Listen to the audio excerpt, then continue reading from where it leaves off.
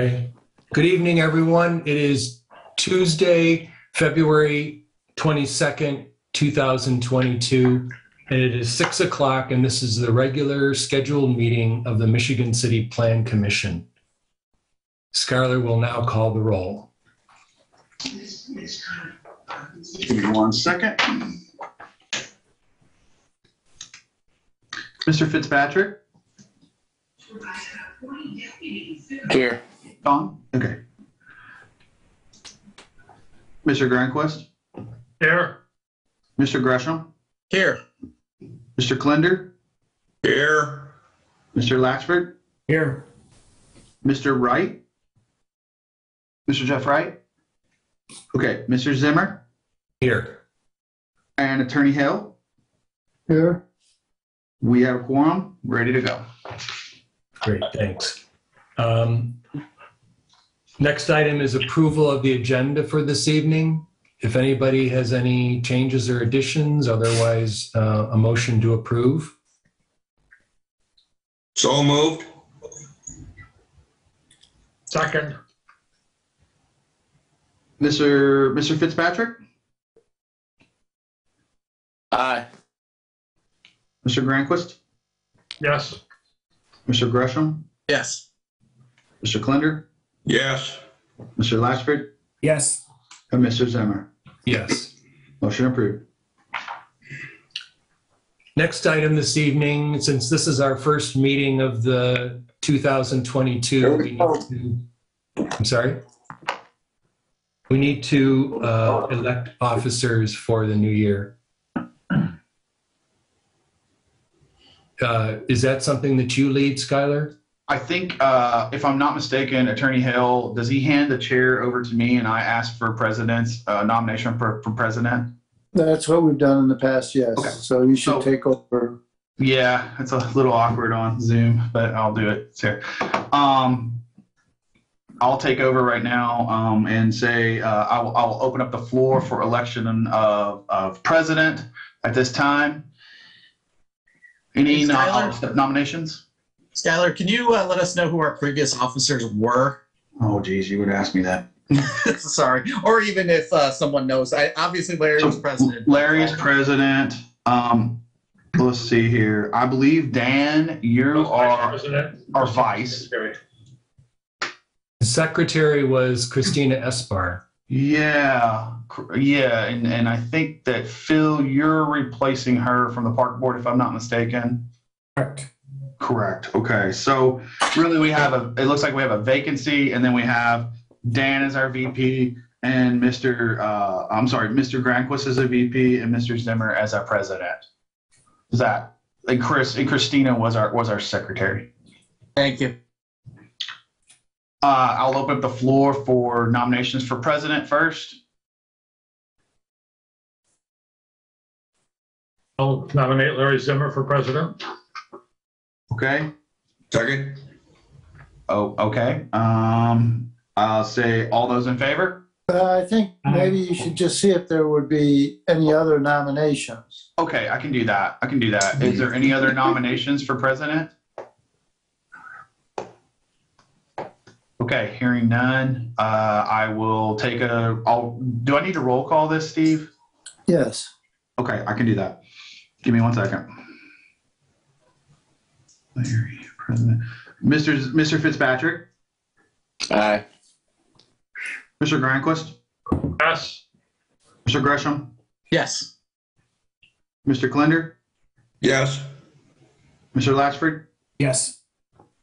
And Mr. Zimmer? Yes. I'll hand it back over to Larry as president. Thank you, Larry, for continuing to be the president. You're welcome. Thank you for nominating me again, Dan. So the next office is vice president. So I'm opening the floor to nominations for vice president. Dan, are you interested in serving again? I'm willing. I would nominate Dan Granquist then. I will second that.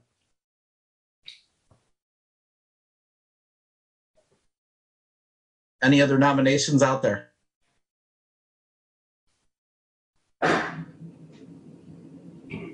I I don't hear any other nominations. Shall I call a roll? Yes, please. Mr. Fitzpatrick, Aye. Mr. Granquist, Yes. Mr. Gresham, Yes. Mr. Klender, Yes. Mr. Latchford, Yes. and Mr. Zimmer. Yes. So our next office is the Office of Secretary. I'll open the floor to nominations.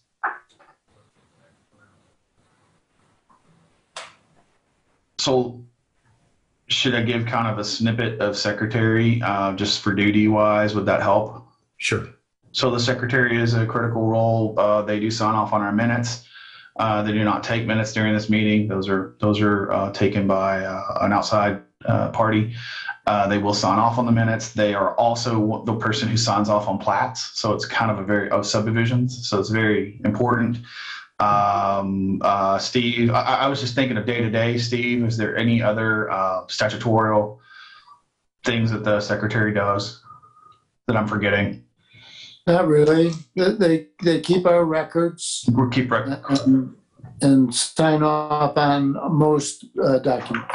Yes, correct. Well, I have served as secretary in the past, and I would be willing to do so again if no one else is interested in the position. If there are nominees, please feel free. I was just going to nominate you, Michael. We're just going to second that. Okay. There we have it. Are there any other nominations besides Mike? Okay, hearing none. We'll take I'll take the roll. Mr. Fitzpatrick, Aye. Mr. Granquist, Yes. Mr. Gresham. I will abstain for obvious reasons. Gotcha. Mr. Klender, Yes. Mr. Latchford, Yes. and Mr. Zimmer. yes. Okay, motion approved.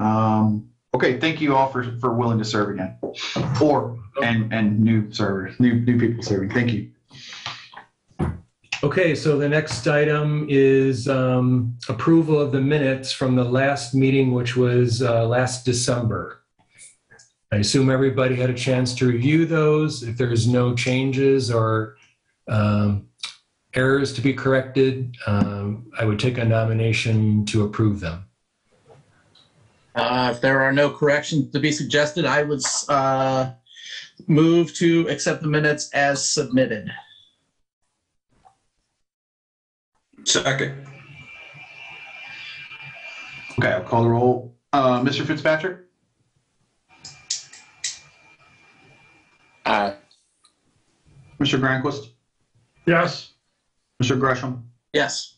Mr. Klender, Yes. Mr. Latchford, Yes. Mr. Zimmer. Yes. Motion approved. Okay. Our first petition this evening is 902-21. And who is going to speak to that? So the first petition is Lake and Blaine LLC requesting a primary plat approval of Blaine subdivision, a 6-lot major subdivision containing an approximately 2.25 acres of land, acre parcel of land situated generally between Blaine Street and Mulligan, Center Street, and Lake Street. They'll be represented by attorney Barry McDonald, and I see Barry is on here. And yeah, so I'll hand it off to Barry. All right. Good evening, everybody. Thank you, Mr. President, members of the commission, Mr. York, Mr. Hale. For the record, my name is Barry McDonald. Let me just ask, can everybody hear me okay? Yes. You're great. Okay, thank you. My name again is Barry McDonald. I'm an attorney with offices at 601 Franklin Street here in Michigan City. And I am before you once again representing the applicant this evening, Lake and Blaine LLC. We are seeking your approval of the primary plat for Phase 1 of Blaine subdivision. First and foremost, I want to extend my apologies on behalf of Mr. Jack Capeless, who's the principal of Lake and Blaine. As you know, Mr. Capeless has attended faithfully every meeting, both with this commission as well as the Michigan City Council. But there were circumstances just beyond his control. Up until about an hour ago, we thought we could figure something out, but he's out of town and he just could not figure out the means to make himself available. So wanted to apologize for his absence. However, I think more importantly than probably either Mr. Capeless or myself is Mr. Jeff Altmans, who is available from Global Engineering and Land Surveying. Mr. Altmans was involved in drawing out the plat and the drainage plan submitted for tonight's evening. So again, I would assume he would be available for any questions of a technical nature for the Plan Commission. Also for the record, I would note that last Friday, I emailed to the Plan Department my affidavit of publication, affidavit of notice, all of my certified mail receipts, returns, such as they were. We don't get quite the rate of return that we used to prior.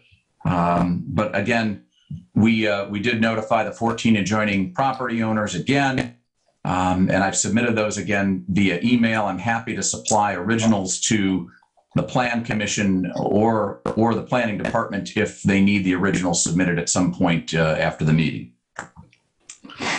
I will be brief because I know the Plan Commission is very familiar with this project at this point, having come before you several times.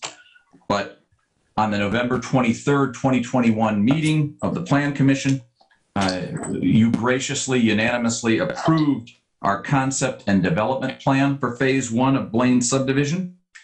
The approval letter and the approval also called for 5 conditions of your approval. These conditions, again, are above and beyond the normal requirements of the Michigan City subdivision ordinance. And so briefly, just to mention 4 out of those 5 that are obvious on the submitted plat, as well as the drainage plan before you. Number 1 is that, in fact, we are here for phase 1 only. We made it very clear, as did the Plan Commission, that we are only here for phase 1, which are the 6 lots abutting Blaine Avenue. We are not asking this Plan Commission for any type of approval whatsoever. Concerning phase 2, phase 2 is a ways away if it happens. So that's number 1. Number 2, the second condition required the dedication of the north approximate 20 feet of the lots facing Blaine Street for future dedication for the right-of-way of Blaine Street. And as you can see, the subdivision plat submitted does allow for that 20 feet of dedication to the city for Blaine Street. Thirdly, a requirement of the ordinance is sidewalks. Obviously, you can see that on the north side of the plat, we have allowed for sidewalks in front of all of the 6 lots on Blaine Street.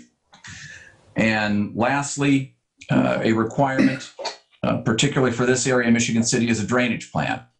And Mr. Altman's firm has done a very detailed drainage plan, certainly the details of which are above my area of expertise, but suffice it to say, it envisions a detention pond contained in phase 1, as well as swales on the north side of the lots, as well as additional swales in between the lots and the setbacks, if need be.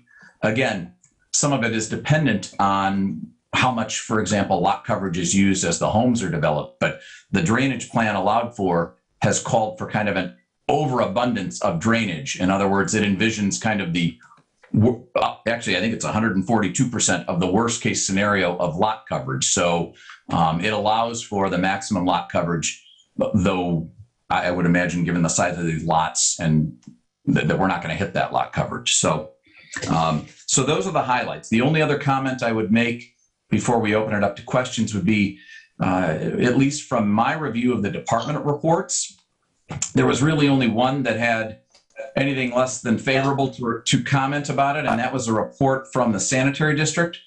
I believe that the sanitary district's comments really perhaps were somewhat mistaken in that they, I guess, recorded their opposition to the subdivision based on the presence of their sanitary sewer pipe on phase 2. And quite candidly, we're not here about phase 2. We obviously, I think we've made it very clear, not only to this body on every occasion we've been before you, as well as the Michigan City Council, that we are fully aware of that sanitary pipe. We are fully aware that we are going to have to negotiate with the sanitary district, both Mr. Capeless with the district and myself negotiating with Mr. Meyer, who's their attorney. We know that we're going to have to work out whether it's land acquisition, whether it's an easement, and that's in addition to any other number of issues that would involve phase 2 before we bring it before this plan commission. We know we have to deal with that pipe. We just feel that it's not necessarily germane to tonight's hearing because phase 1 just doesn't envision anything near the sanitary sewer pipe. So while we appreciate their comments, we would feel that they're a little premature up until the time that we deal with phase 2 someday in the future. So with that, I would express on behalf of Mr. Capeless and myself a thank you again for the board's attention, for the board's prior support of this matter.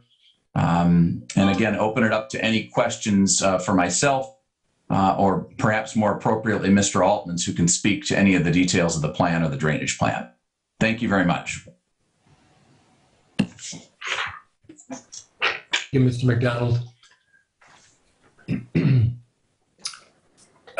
Do board members have any questions at this point, or should we hear? Skylar, do you have a report on this?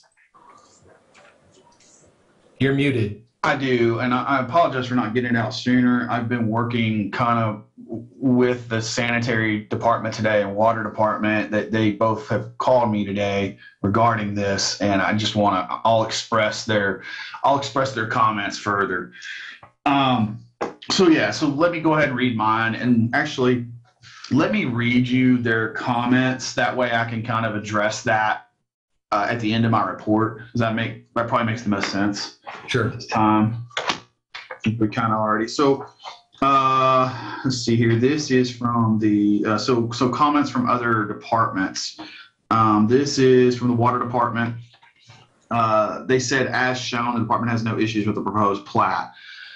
Chris has called me since then, and I'll explain to you at the end what he needs, because he was mistaken on the plat, looking at the plat. So I'll explain that in a minute. And then the sanitary department, which Mr. McDonald alluded to, sanitary department. Here was their comments, just to read it for matter of record, and then I can talk about where we're at. Sure. So as matter of record, they said a 15-inch sanitary sewer main owned and operated by the Michigan City Sanitary District, the district, which serves all or most of Sheridan Beach neighborhood, crosses the proposed subdivision from northeast to southwest. The district presumes to have a prescriptive easement for the sewer. The proposed plat provides for no formal easements for the existing sewer, nor easement or plan for its relocation. The district therefore takes exception to the approval of this plat in its current form.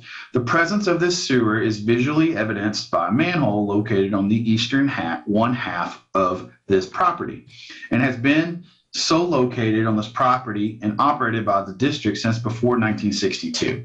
So hold that in your mind. That's kind of the statements, and then we'll get to that in a minute. So this is a request for Blaine subdivision request for primary approval. The petitioner is requesting a primary plat approval for 6 new single-family lots. The petitioner received prior approval of the concept plan and development plan at the November 23rd, 2021 Planning Commission meeting. Findings and recommendation. The parcel of land shown in the subdivision plat was originally thought to be part of the Winship and Bigelow Addition subdivision, but after further inspection was found to not be part of that subdivision, but rather a meets and bounds description. So if originally we were talking about a re-subdivision, this is actually a brand new subdivision. So it's never been subdivided in a formal manner. The land is currently zoned R1E, waterfront single-family residential zoning. The zoning division is for single-family housing in general on smaller lots, and the requirement of street frontage per lot is 50 feet and a minimum lot size of 5,000 square feet. So as you can see, they exceed that square footage, so they're really good sized lots. Phase 1 is suitable for single-family residential development, and the petitioner has submitted the appropriate documentation for primary plat approval, subject to the following conditions.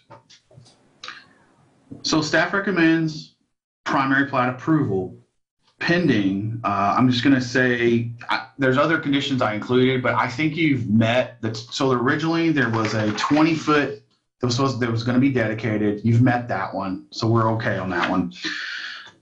So the petitioner will need to provide an easement for water across the front of the 6 lots as determined by the superintendent of water department. So that's condition number 1.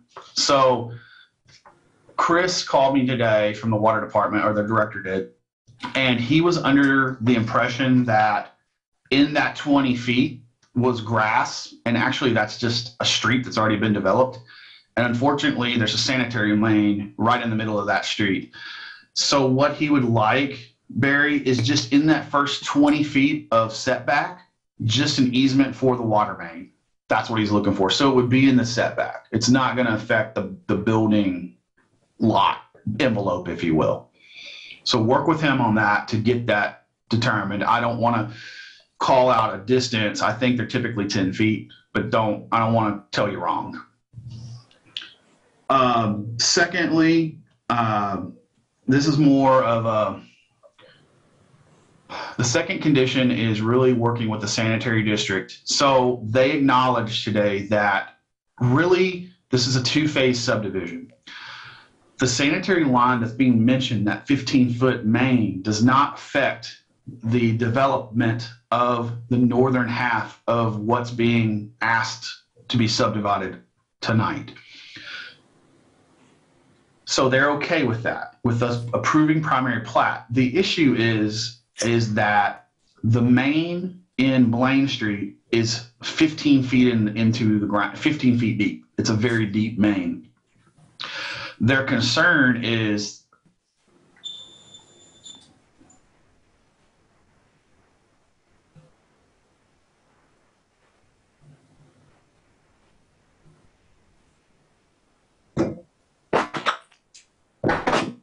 Austin. Skylar, I think you froze. Skylar, we lost you.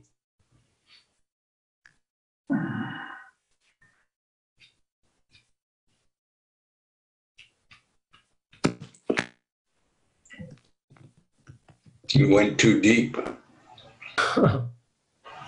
I swear it wasn't me trying to get out from whatever his concern was. oh, sorry, I lost you guys. I don't know what Oh, there happened. you are, Skylar. I don't know what happened. So how far did you hear? You were just talking about the main being 15 feet deep. Okay, so what, I don't know that this is a condition more so than they want to explore what's called a shallow main, Barry.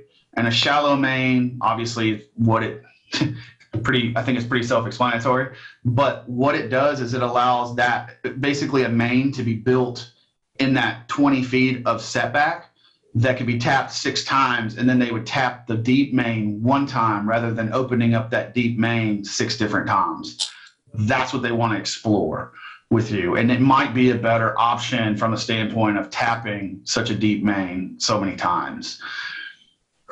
There's some taps that exist. Unfortunately, none of them line up with the lots being proposed, but they would line up potentially with one of like a shallow main and then tap it 1 time. So that's kind of what they're looking for. If Barry, does that make sense, Barry? I don't know if that's a condition or it's really just something we talked through today with respect to like the easement and then how deep, it really kind of circulated around. It was a big conversation I had today with them.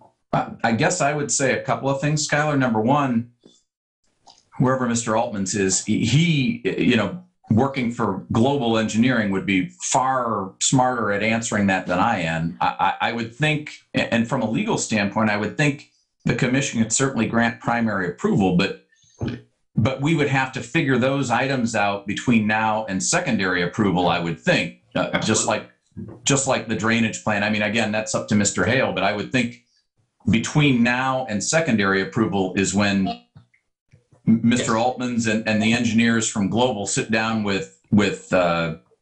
Sanford and Chris John, that they hammer all those out. I mean, those don't seem to be unreasonable issues at all. We obviously are going to have to we're going to have to provide water and sewer for all the homes built there. So, Yeah. and I'm sorry, and I just want to clarify. They were, once I talked to Steve, who wrote that report about the 15-foot main. He had a better. I think he was misunderstanding what you guys were asking for. Once I explained it, that's when that discussion kind of took place about the depths and things. And he was totally okay with primary plat approval tonight. that's great. Great. Hey, Skylar, can I follow up on something here? Absolutely. So would that kind of take care of that other main in phase 2, or is this still? It's not. Okay. It's not. No further than I'm taking care just of it. curious. But, they're going to have to come back to the city. I mean, not the city. In order to do phase 2, they're really going to have to work with the sanitary department, or just it stays wooded for, Barry, it just stays like it is. I don't know that that's what Jack would like to, or Mr. Capus would like to do, but, You mean on phase 2, Skylar? Yeah, that's what Mr. Gresham's asking about, is does that take care of that? And it doesn't take care of that. I can't imagine, Mr. Gresham. I would, again, and Jeff, please chime in case I sound like I don't know what I'm talking about, because I don't. But I can't imagine that the alternative that maybe they're proposing for tap in for the 6 lots, because I think that's what you're referring to when you talk about the shallow main. I don't think that helps us around this main in phase 2, Mr. Gresham. That is a significant main. The sanitary district's absolutely right that it serves, if not all of Sheridan Beach, probably a vast majority of Sheridan Beach. It's a big main. It's deep in the ground. It's probably been there forever, as they've indicated. The only thing that, as a lawyer, I would disagree with is their phrasing in their initial report that they are presumed to have a prescriptive easement. The lawyers who are on the call would know that there is no presumption of a prescriptive easement. You get a prescriptive easement when you prove you have a prescriptive easement, and we're not going to get to that point. We're going to sit, we're going to negotiate, we're going to figure something out because it's good for the future development. But I wish that there was a way that pipe wasn't going to be an issue, Mike, but I'm afraid it's just too big to ignore, literally. Understood. I was just curious if there was a connection between the two things or not. And that was my question. So that satisfies it. Thank you. They would have to decide where to tap in from the shallow line to the deep line. So that's up to discussion and design. Yeah, and that would Right. fit into that initial 20 feet that they're giving back to make the project. If they decide to go that way, it's really more of a discussion that just needs to happen with sanitary district about, okay, is this the smartest way to do this? Or do we do 6 deep taps into Blaine Street? And just to clarify, Skylar and Mr. Altman, I hope you're paying attention because you'll have to follow up with me later in the week and Mr. Capeless, but I understand the water department wants their easement not in the right-of-way property that we're going to dedicate because it's already covered in concrete. Correct. They want it in the 20-foot setbacks that we're going to have for the lots. Correct. That's typically how they. Oh, sorry, is the go ahead. sanitary district, though, are they talking about that same 20 feet, or are they talking about the 20 feet in the street, do you think? I think that just is a discussion you should have with them. That's okay. I don't know the answer to that. It was a very lengthy discussion today about this topic of just servicing this development and then the easement, and it was just very lengthy. But the issue is that by law they have to be separated by a certain distance by law, or it changes the construction method. Jeff, you might know more about this, so chime in. But if you decide that the shallow main won't work, then I guess we're back to tapping the deep main at Blaine at that point in time. So I think it's just a discussion to be had. And you're right. I don't think it's holding up primary. It just needs to happen between now and secondary approval. Yeah, and there's that requirement, I believe, is I think there's a 3-foot separation that's required between the sanitary and a water line. And yeah, we would have to investigated it. And I mean, it may behoove the client even to look at the shallow main just from the standpoint of if you're having to tap into a pipe that deep, you probably don't want to have to do the road cuts and do it 6 times. So it may be beneficial, but yeah, as Attorney McDonald said, we would have to do some engineering review on it to see what works the best and how we can get the right separation and coordinate with the water and all the utilities. Yeah, it's just a discussion I think needs to be had with the 2 utilities between now and that typically between now and secondary, that gives you the time to do it. And there's not really a time frame. Primary is good for I think 2 years. I think 2 years. Correct me on 2 years.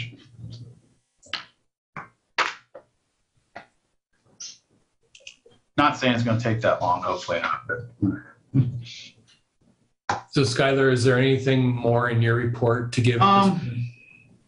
No, they've got the sidewalks on there, which we asked for. We've got a drainage plan was submitted. For the 20 feet of Blaine is shown as dedicated.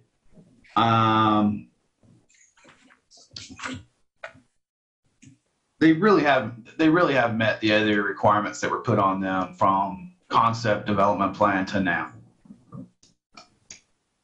Okay, great. Are you recommending approval, Tyler? I didn't hear that asked. Yeah, I'm recommending approval pending, the easement being worked out and talking with the sanitary district about, okay, what's the best way to do this to at least have that discussion. And if it comes back that the deep main tap is better than the shallow main, then as long as you guys have that discussion, I think that it's got to be serviced somehow. So. And this is just a question. Is there a separate sewer line then under Blaine, or are they going to somehow tap into this one that's running through phase 2? Completely separate sewer line. Okay. Two separate sewer lines. Okay. Mr. Hale, do you have a report to give? I do. You should all have a copy of my written report for petition 902-21 sub 3 requesting primary plat approval by petitioner Lake and Blaine LLC.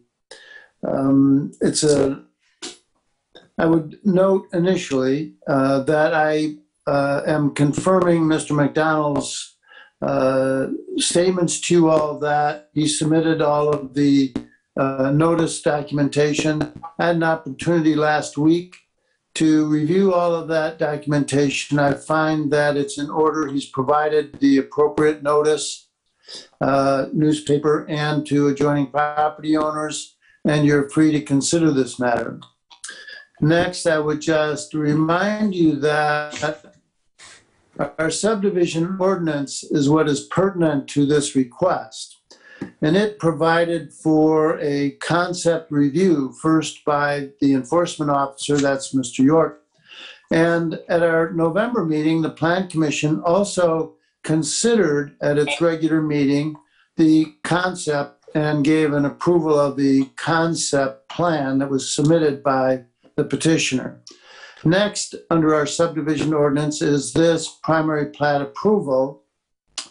We should be making some sort of finding. Mr. York, in his report, indicated that this primary plat was ready for approval, that it met the requirements of the subdivision ordinance except for the matters that he's outlined, and that he was recommending approval. A vote then primarily is concerned with finding that this primary plat meets the requirements of our subdivision ordinance and or zoning ordinance. And so any vote would be to address that issue and to adopt Mr. York's report if you're so inclined, or to propose your own finding as to the adequacy of the primary plat. Our subdivision ordinance then provides for approval of construction plans that happens through Mr. York's office, we aren't necessarily a part of that. I think it's a fair understanding that the issues that Mr. York raised will be addressed in that process. And therefore, the final stage, if you will, for this whole subdivision process is submission of the secondary plat for approval. And all of these issues should be resolved at that time.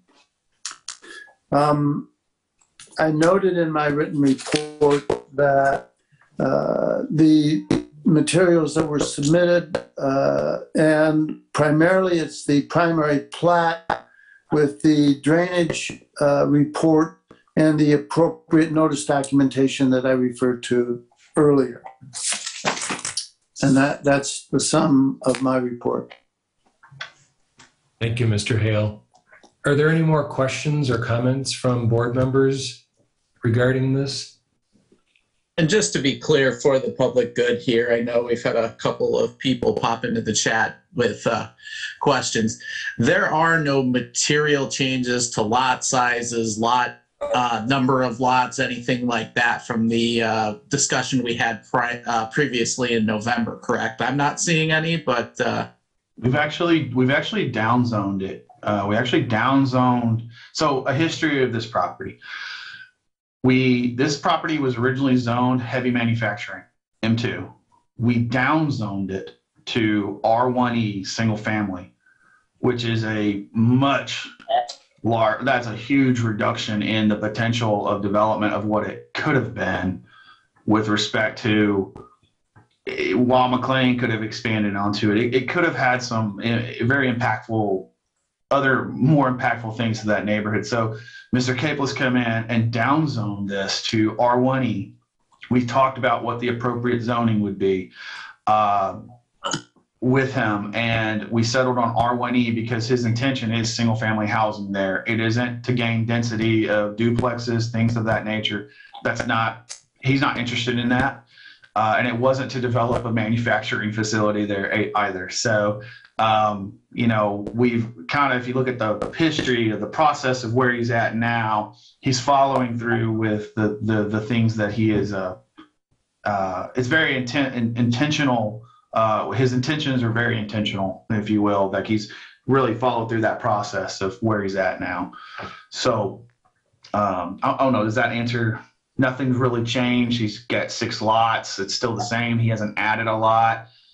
It meets the 50 by 100 minimum, and it exceeds that. So, I mean, it's more of he's done everything we've asked him to do. It's more of an administrative act at this point in time.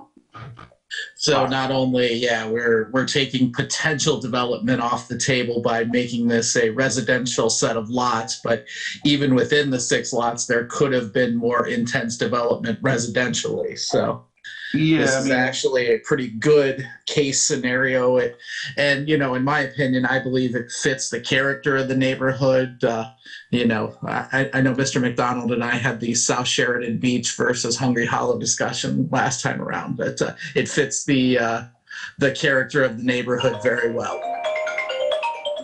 Well, and if I could chime in, maybe out of turn, Mr. Zimmer and Mr. York and Mr. Gresham, but because I see the comments from Bob and Mary Werner and Anna Radke, who I know well, and regarding, traffic and congestion and safety issues. And I'm not sure what more we could do.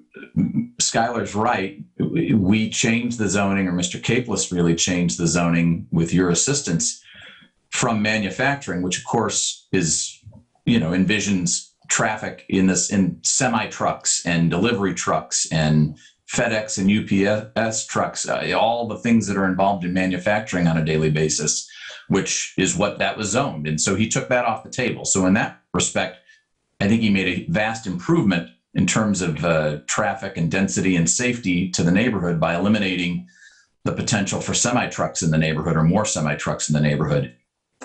Additionally, I would say with regard to the concept of the subdivision, it's pretty simple, meaning I think Mr. Capeless would tell you he is not, his profession is not real estate developer.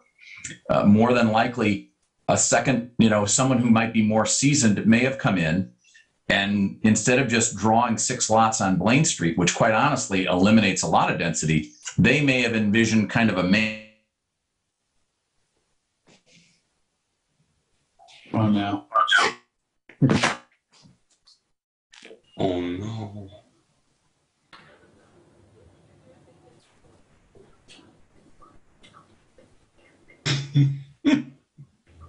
All right. All right, well, let's, until Barry comes back, let's open it up. Is there any public comment this evening regarding this petition? Open to public comment. Anybody out there?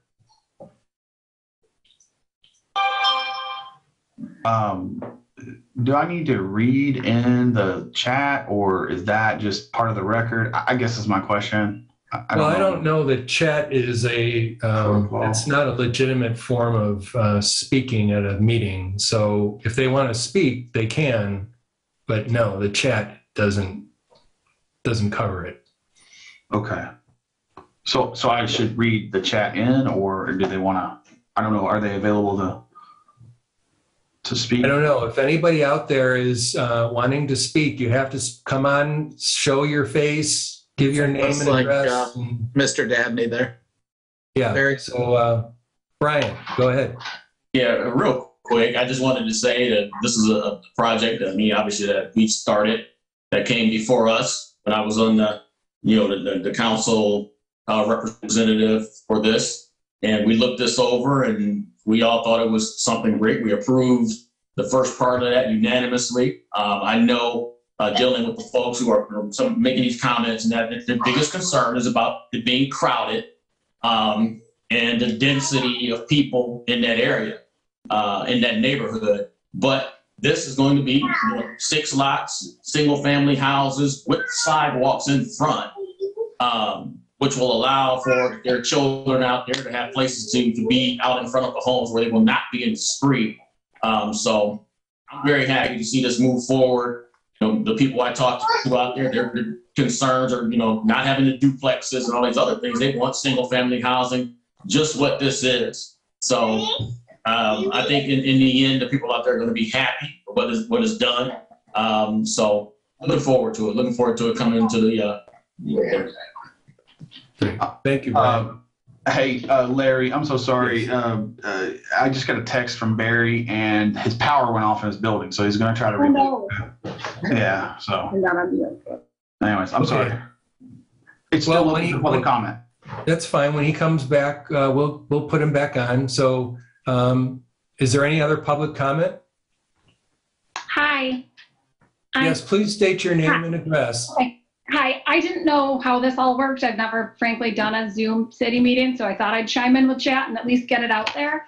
Okay. My name's Anna Radke. I own the home at 201 Fogarty Street, which is the corner of Blaine and Oming.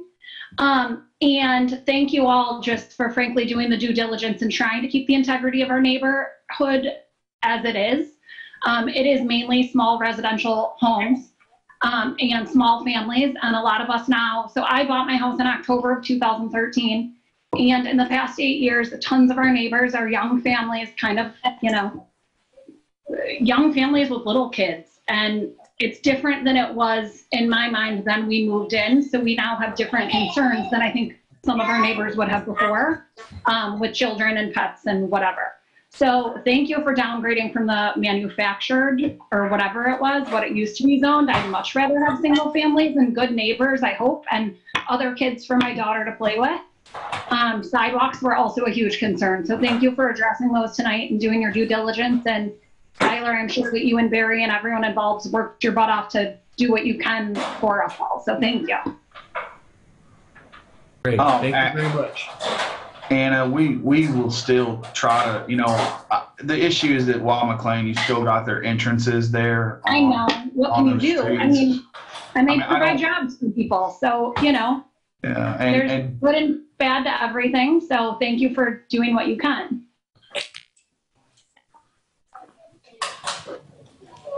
Great. Thank you. Yeah, thank you all. Anybody else? Public comment?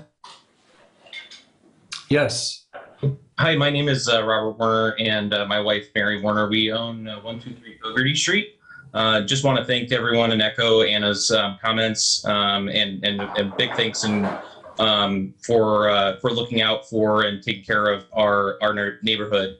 We are one of those families, as Anna mentioned, that have a young child and a family that's growing, and so the integrity of of our neighborhood and the safety of our neighborhood is top priority. The one question that we were talking about is in terms of that rezoning from heavy machinery or manufacturer to R1 residential, is in regards to the large semi trucks and that access or that entrance point on Blaine Street. Is there going to be any change in terms of that traffic or that entrance with the addition of these 6 homes, or what will be impacted there, either negatively or positively? You want me to address it, Larry? At Yes. this time, there really isn't, and that is their main entrance. They have 2 entrances, one on Felton, one on Blaine. It's been there probably as long as the neighborhood's been there, until something substantially changes or substantively changes with their location. Right now, we have an obligation to kind of keep that entrance open. Unfortunately, it just is. It's been there for so long. So no, it doesn't affect the back entrance or their their main gate entrances, if you will. The things we have had, we have put in stop signs to try to at least protect to some extent. I think eventually it just becomes so cumbersome that maybe they start considering different alternatives there. So, but at this time, it doesn't contemplate changing or removing or anything of that nature. It's more of an as is at this time. Yeah, thank you, Skylar. I appreciate that. I think for us, as is not ideal. I think in terms of the semi trucks and what it's being used for, the arrival and departure of workers at Weill McLean, kind of speeding down that road, the integrity of the road itself, actually just with semis kind of going up and down, and B&E Marina as well. The integrity of the road has shown even in the last year or so. I think, again, from a safety perspective, it's not, we don't look at it as a super safe scenario as is. And so adding in 6 additional homes, will their parking lots, or will their parking areas or driveways be there on that same road? And will this just essentially be an issue long term or down the road, right? And so that was just what, kind of Mary and my concern, and just something to keep in mind. Agreed. Thank you. Our city engineer typically sits on this on the commission. He's not here tonight, but I am going to talk to him. I am going to voice all these concerns to him because they really are traffic oriented, street oriented. I'm not a traffic expert. He is very much versed in that. So. Yeah, I think we just all have to realize that this is one of those parts of town where residential and manufacturing are kind of coming together and merging, and everybody's just going to have to, accept that and try to get along and so that both can function and work together. So, any other public comment? Any other public comment?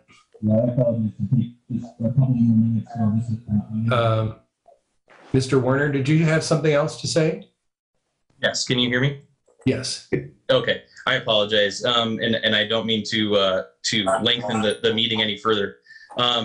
We were just kind of curious about the timeline of construction and different things like that. At what point in the process, should we be looking at those details or understanding those details? And I apologize for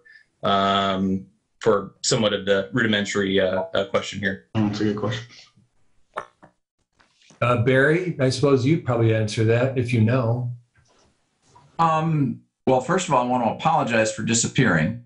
It wasn't really a technical issue that I could take responsibility for, but the power at 601 Franklin went out in its entirety. So internet went out, everything went out. So I apologize. I've never had that happen before. It's probably those hooligans over the weekend from the Brewfest, I bet, probably.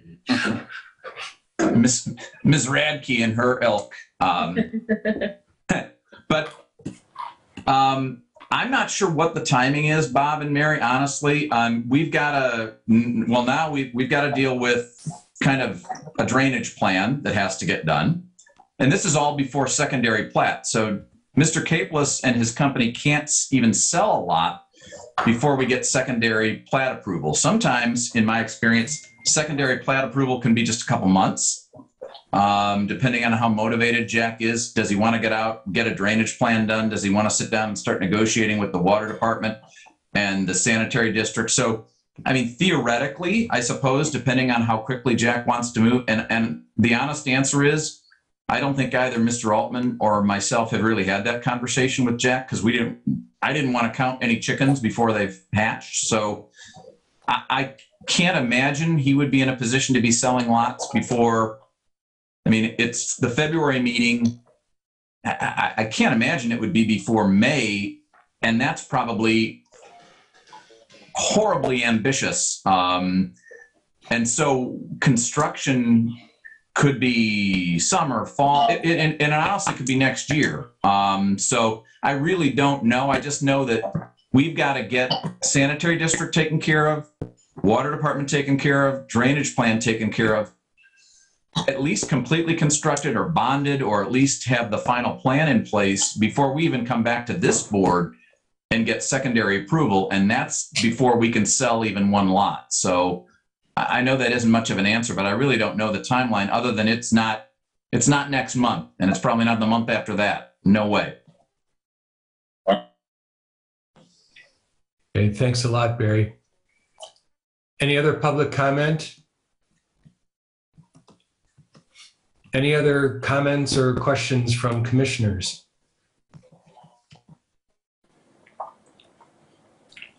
Okay, so hearing none, public comment is closed, and we are ready for a motion. Yeah, I would just like to add real quick there. I think for the benefit of having a few neighbors here for the first time on this discussion, it's worth pointing out that in this situation, I don't think we can only look at the discussion as a choice between no development and 6 new plots. I think we have to acknowledge that with what this lot was previously zoned as, it would allow a factory to be put in that area. And I really don't think that is what the neighborhood really wants. I think that would be worse than the alternative of looking at this as a few new houses in the area. I think we have to acknowledge that the prior ownership and the prior zoning is a force to be reckoned with here, and it gives certain rights and obligations to the people who own that land anyway. So addressing that, I think, is part of being able to acknowledge that 6 single-family residences is probably pretty close to a best-case scenario of what could happen at this lot. And one final comment, if I could follow up on Mr. Gresham, really for the benefit of all the neighbors involved. The Plan Commission was very specific at its last approval that if Phase 2 envisions 4 or more lots, we then hit that 10-lot tipping point, and then we actually do have to do a traffic study. So if, in fact, Mr. Capeless and his company decide to develop Phase 2 at all, and if that Phase 2 would envision 4 or more lots, we then have to provide a traffic study to the Plan Commission for approval of that Phase 2, which would again that would at least then give some information to the neighbors about what effect really this, at that point, 10 or more lot subdivision would have to the neighborhood. So we just can't, there are provisions to protect traffic issues. And with that, I will go ahead and submit a motion for approval based on Mr. York's findings of fact and Mr. Hale's findings of fact, as well as the conditions which Mr. York has submitted for these lots, for this project. See you. You're right in the camera. I have a Second, that. motion. Is there a second? Yes, Fred Klundrich seconds that. Skylar? I'll call for the vote. Mr. Fitzpatrick? Aye. Mr. Granquist?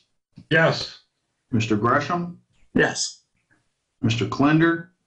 Yes. Mr. Latchford? Yes. Mr. Wright is absent. Mr. Zimmer? Yes. Motion approved. Thank you very much, everyone. Thank you. Yes. Thank you, Barry. Thank you, for the Barry. discussion. Thanks for being here. Thanks, Barry. Absolutely. Thank you all the neighbors for coming out and speaking too. Yes, absolutely. So that was our only petition this evening. So the next item on our agenda is new business, which is a resolution. Who's going to speak to this? I'll read the resolution, new business.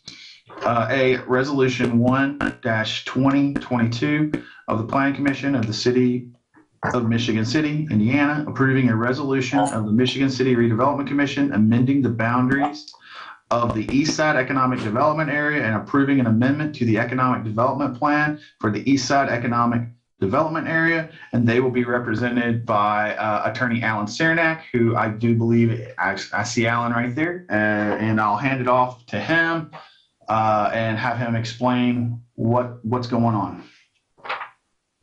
Good evening, Planning Commission. Thank you for taking up this matter. Back in 2015, the East TIF, or was referred to as the East TIF, the area was approved as a tax increment finance area. And since that time, not a whole lot of development, not much of any activity has been going on out there.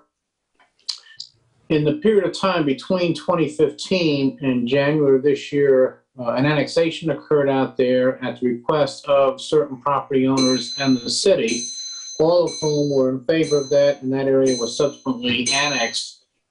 And and with the understanding when that occurred that the annexed area would be included within the TIF. So the statutory process for expanding a TIF requires first an approval by the Redevelopment Commission on initial reading. That occurred January 24th. Then it comes before the Planning Commission, which is what the purpose of tonight's meeting is, and then follow up then with the City Council, which will occur at their second meeting in March, assuming we get a favorable outcome here tonight. And then finally, back for final action for the Redevelopment Commission at the meeting on, I believe it's April 11th. The area to be included, which Skylar, I'm assuming you provided in the map that was included on the original Redevelopment Commission resolution. It's basically just adjoining properties to the original TIF district. And includes solely those properties that were included as far as the annexation was concerned. So the issue before you tonight is strictly that, the resolution as required by statute to permit expansion of the TIF district to include the annexed area pursuant to the agreement at the time of annexation. Thank you, Mr. Cernak. So what do we do next? Is there comments or about this or reports or what? I'll look to Steve to that. I don't have a report necessarily. I can tell you a little bit about this. This was a prior annexation that happened. As part of the annexation agreement, I think a pre-agreement that was between the landowners and the city. It was to be annexed into the city. Water and sewer was to be provided, which is in the works right now. And then another piece of that was it was going to be rezoned, which You guys have taken the rezoning of a large chunk of that. I think about 129 acres got rezoned. And then subsequently, the last piece of that was that it would be added into the East TIF, which is the subject of this resolution at this time. Okay. That's a little history of the backstory. Mr. Zimmer, I'm not aware of any requirement that a resolution has to be open to public comment. However, I believe it's always a wise and appropriate thing to allow the public to weigh in on the actions of the Plan Commission. So it certainly would be appropriate for you to ask for any public comment. Okay. So is there any public comment regarding our resolution this evening?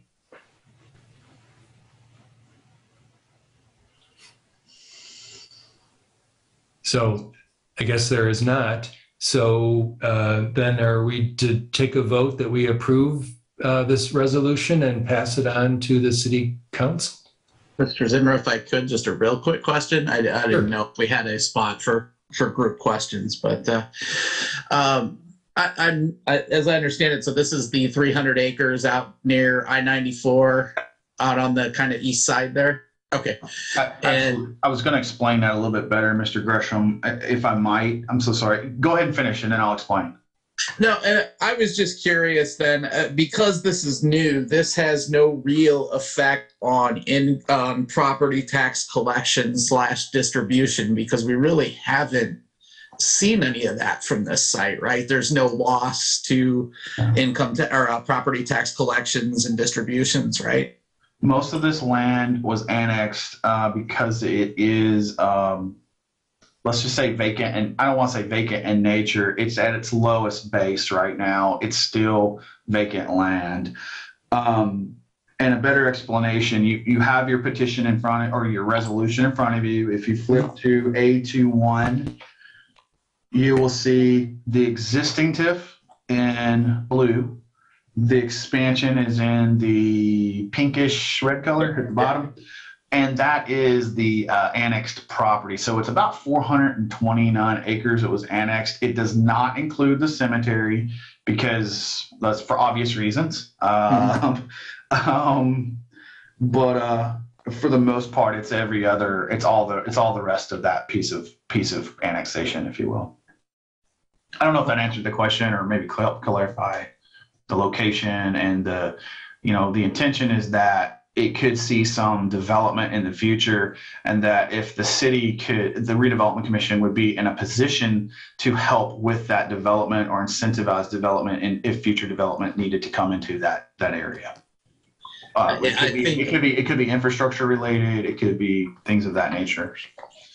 I think my point was to more look at tax collection / distribution and kind of see the point that this would actually be a long-term net benefit to taxes as this develops and comes up in development.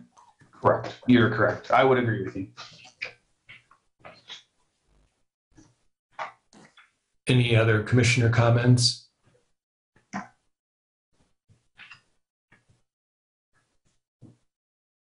Okay, so hearing none, then is it what we're looking for is an approval of this to pass it on to the city council? That's correct. I would say, yes, you want to approve it or adopt the resolution number 1-2022. Okay. Is this one of those favorable recommendation situations or just approve the resolution? I think approve the resolution. You're passing this resolution. Yeah. So is there a motion to pass this resolution? I'll move to pass the resolution and approve as presented, resolution number 1-2022. I would second. All right, I'll call for the vote. Mr. Fitzpatrick? Aye. Mr. Granquist? Yes. Mr. Gresham? Yes. Mr. Gresham? Yes. Oh, I'm sorry. No, Mr. Klinder? Yes. Mr. Latchford? Yes. And Mr. Zimmer? Yes. Motion approved. Thank you very much. Thank you, guys. Thank you. Thank you, Alan.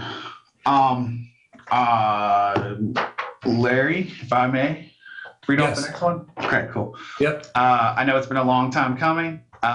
Mark, thank you for bearing with us tonight, but I really am very excited to see this presentation. I'm very excited for the commission to see this presentation and anyone else watching to see this presentation.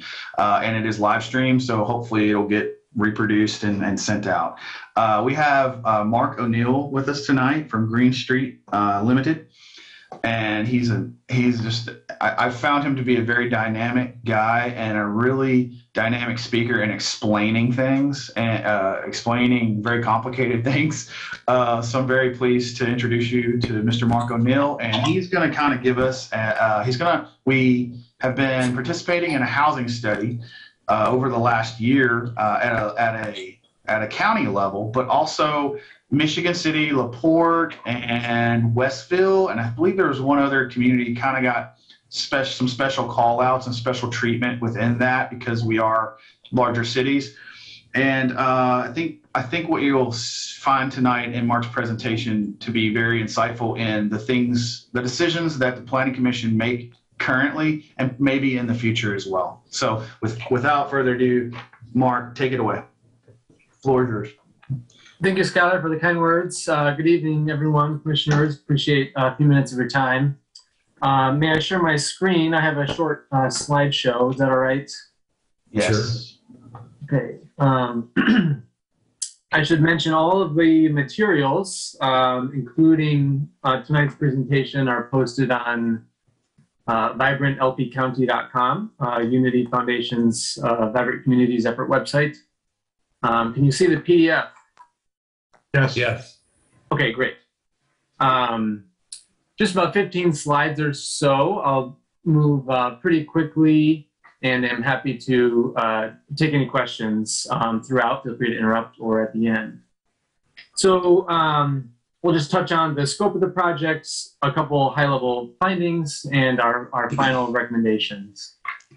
So as Skylar mentioned, we worked for about a year, beginning at the very end of 2020 and wrapped up in late summer in August.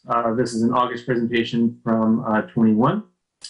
And we engaged with many organizations, nonprofit, government, and private sector organizations, took part and provided input and data and so on. And I should thank, by the way, the Unity Foundation and LaPorte County Community and Economic Development for supporting the study and also providing all sorts of input. So briefly, a few of our findings. We've worked, by the way, across the state of Indiana in communities large and small, considering county scale and the city and town scale. And used, in this case, a statewide source of data, the Indiana Business Research Center and Stats Indiana, and found that, Michigan City, like many smaller cities across Indiana, had strong population growth after World War II, but that has since leveled off in a post-industrial economy. And I believe the Vibrant Communities effort kind of called for a housing study amongst many other recommendations, looking at neighboring communities that were growing and were rebounding and seeing new housing production. And so the reason for beginning this study was to understand why aren't builders coming and developers coming at the time to provide new product, new housing product and new offerings for the county to grow. And indeed, projections show either flat or population growth out into the future. So there's a bit of a urgency to this moment. And it was an accident that we were beginning this in the pandemic, but there are some interesting inflection points going forward. And, one thing that has changed, and we see this in many communities, and this is really a national trend, for instance, is that housing stock and regulations and production of housing is often a bit dated, and thinking of households of the past and how many bedrooms and parking spots and so on do we need. But the households of today are quite different, as baby boomers are now empty nesters or divorcees, and as millennials and Generation Z are beginning to form families. Many things have changed just in the demographics of LaPorte County. And one illustration of that fact is that singletons, people living alone, 50 years ago, for instance, were only 12% of households, and they're now nearly 30% of households. So a lot more people living alone, and generally smaller households. Millennials and Generation Z are getting married less and later, and having fewer kids and having kids later. And these sorts of demographic trends are driving shifting demands on our housing stock. Affordability is an important topic that always comes up in a study like this. And an important point when these studies originally came from, the city planners, folks like Skylar would call us, but recently it's economic development teams because they understand that access to labor and talent is an important part of attracting new business and business growth.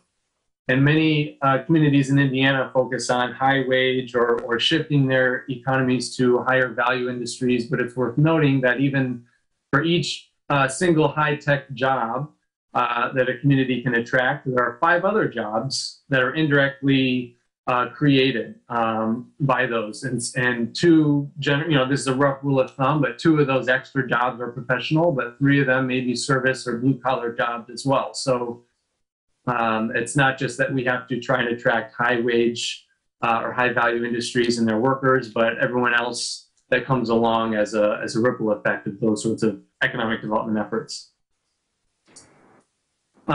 So as a result of the kind of the hidden demand for more affordable housing, sometimes the housing stock supply has gotten out of whack with the demand and what folks need. And communities with an established housing stock with older homes, Michigan City and Indianapolis and smaller towns, we often see what we call a mirage of affordability.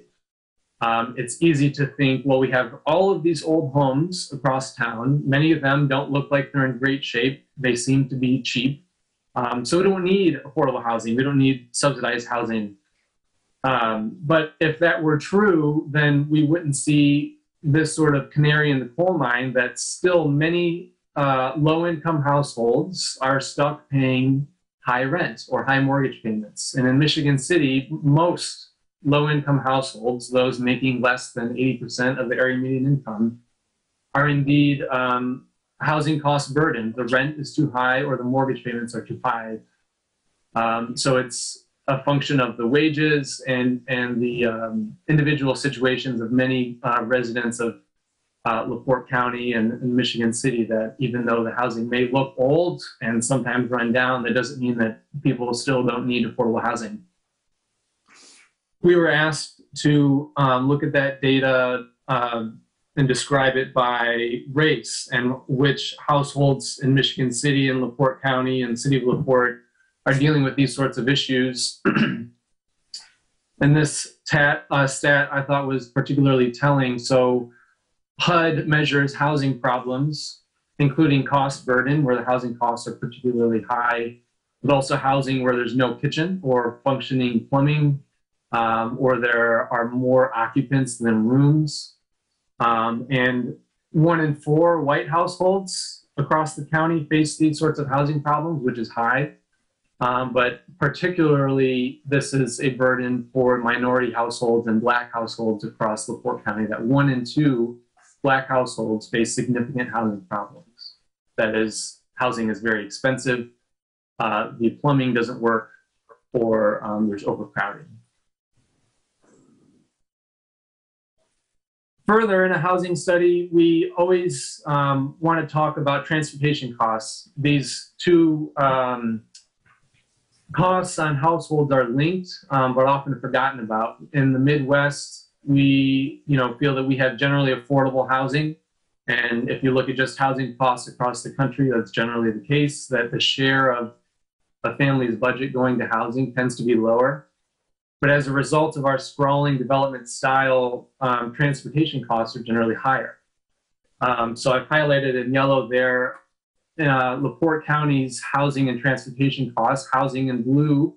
You know, a general rule of thumb, and that's all it is, just a rule of thumb for affordable housing is that it should cost make up about 30% of a household budget.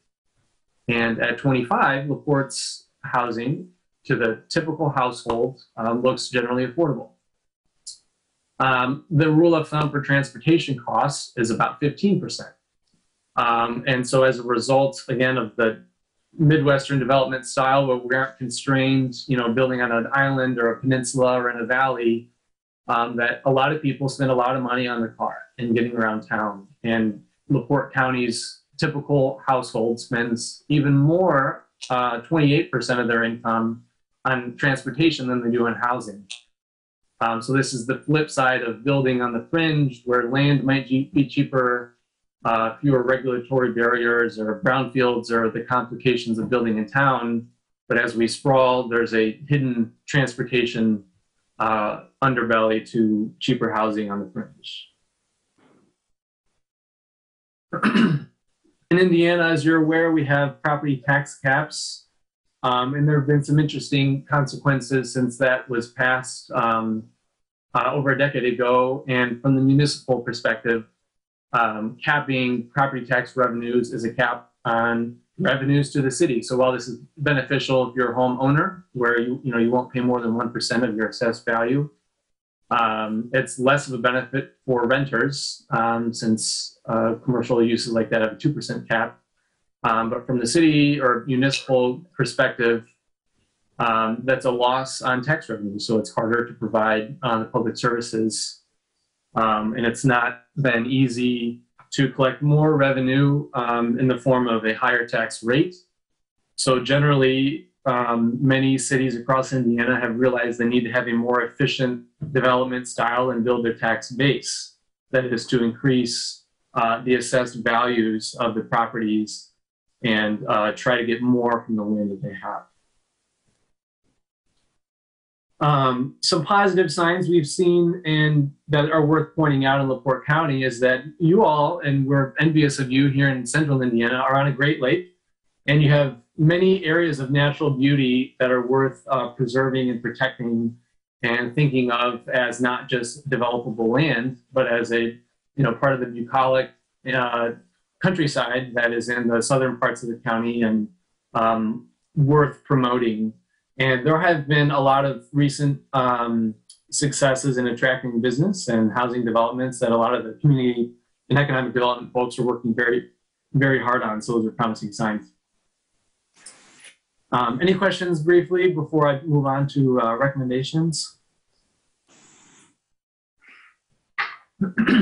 So 6 recommendations in our action agenda to, first of all, establish a vision for housing growth, then build a spectrum of housing to unlock population growth, consider establishing a housing trust fund, support commercial centers with dense walkable housing, manage growth at the edge, and continue the conversation which we're doing today. So I'll just spend a minute on each of these.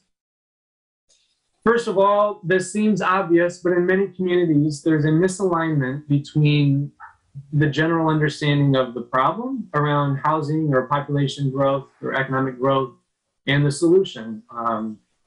So it's worth the various elected bodies and business community and general public to understand where we're going. And so a clear vision to be adopted can help provide alignment between what bodies such as yourselves are working towards, and also the adopted plans and regulations in the community can all be in alignment. So what we came up with here is that we envision LaPorte County cities, towns, and rural communities to be vibrant places with welcoming, growing, and diverse housing and neighborhood options to meet the needs of existing and future residents. We have found in communities that adopt a vision like this that it's something that the private sector can understand. Elected bodies like a plan commission, for instance, can be held to and provide transparency on the goal and find common ground. So it is clear that the lack of recent housing production is certainly constraining growth. We heard from the realtors, we heard from many folks that new options are lacking across the price spectrum. And so it's clear that if there's no silver bullet that we need just affordable housing or we just need nice, new, expensive housing, but it's needed across the board. And we saw the population projections were essentially flat. So we worked with goals that had population growth goals that had been set by Michigan City and the city of LaPorte, and extrapolated that 10 years out to understand what do we need to build to reach these population growth goals. And in yellow, 5,700 new units will be needed in a decade to reach those. And I'll break down in three kind of major price tranches here what that means and what those prices would be. Under 80% of the area median income, or about $44,000 a year and less for a household, generally requires subsidized affordable housing.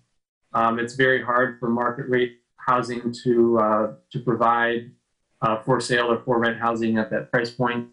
So these would be new homes under $200,000 or rent under $1,000. We would need about 1,200 new units at that price point. The middle price, 80 to 100%, 120% of the median, so $44,000 to $66,000. This is a household of two, by the way.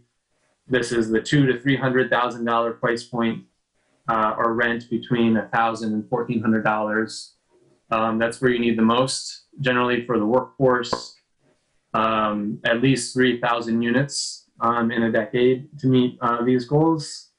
But also at the upper end as well, there seems to be a shortage of units where folks who have some wealth or baby boomers who maybe own their current home outright and want to move up to a nicer, sometimes smaller home, are lacking those options as well. So another 1,200 units over $300,000 or higher rent could help unlock that growth. That's 10 years out, but in the short term, we were asked, what would this look like, for instance, in 2 years? And who are we talking about here? So at the lower price point, 240 units for your teachers and your firefighters, many of which have starting salaries under $44,000. And again, many of whom may not be married. There might only be one income in that household. For the middle price units, or sometimes called workforce housing, these are engineers, casino dealers making around $50,000, a household income of $50,000 for a family of two, and another 240 units for the higher income households. These are doctors and IT network managers and other professionals generally.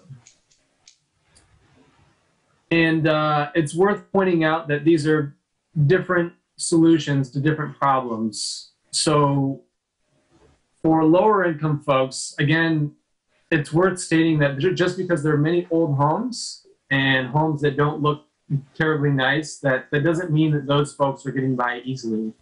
More and more since the Great Recession, 10 years ago, but even in the pandemic, large scale investors, often out of town investors, are buying rental homes. So these aren't local landlords, these are REITs or other large investment groups that are owning these homes and charging particularly high rent. And because those families may not have better options, they're stuck. They're stuck in these homes paying high rent. And indeed, most low-income families in the county are in this situation. So it's hard for them to take care of basic needs.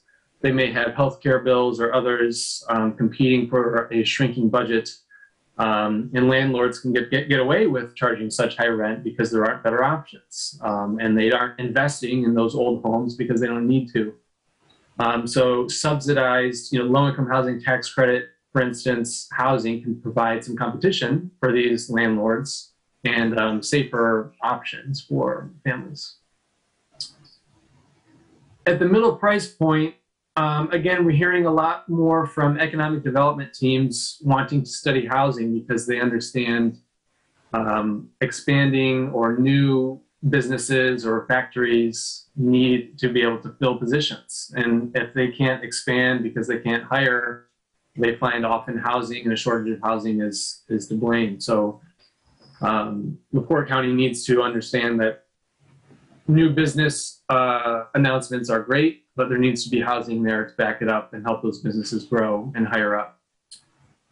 And at the higher end, we heard often that, again, generally either older households or higher income households that are happy in LaPorte County and would like to stay don't have a nicer or newer home often, or the home that they have found they want to purchase has many offers or all cash offers, and the competition, makes it hard for that family to move up, and then for them to sell the current home that they're in, which might make for a great starter home or second home for a growing family. So there's grit in the cogs there, and at each price point here, there needs to be a little bit more options for each group to get the wheels churning again. So many communities across the United States have turned to a housing trust fund as one solution for filling a development gap where it's more expensive or it's too expensive to build a home or an apartment than the rent that can be collected. And certainly this is felt at the lower end of the price spectrum. So for affordable housing, it's particularly hard to find financing. There are only so many tax credits to provide safe, affordable housing. So there's an example here from the state of Washington that has built 50,000 units in 30 years, built or preserved 50,000 affordable units for the extremely low income and very low income households. This fund in particular is funded by reporting fees at the county level to help fill that gap. And it's just one of many kind of arrows that can be in a quiver for filling in what can be difficult financing situations for affordable housing. What are reporting fees? Recording fees. So many different funding sources for a housing trust fund like this. But generally, in the state of Washington, when many, I don't know the specifics, but sorts of transactions are filed or reported at the county level, there's a fee tacked on. We've seen it with tourist kind of related taxes, so car rental fees or sometimes lodging fees. In communities where there's tourism is a strong draw, that can be, a less painful fee to support a fund like this.